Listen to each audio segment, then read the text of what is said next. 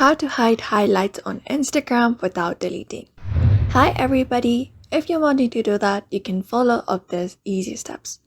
So for that, you can open up your Instagram into your device first and log in into your account.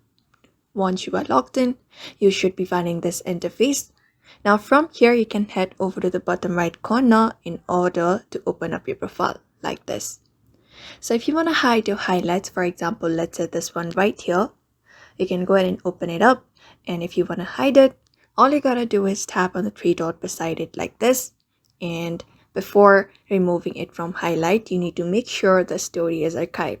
So you need to head over to the 3000 lines at the top and head over to the archive section.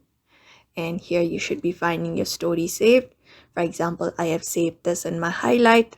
All you gotta make sure is this is in highlight.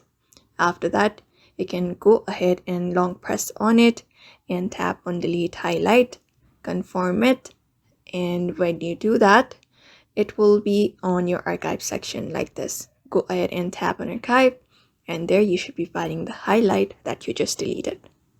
So that is how you basically hide highlights on Instagram without deleting.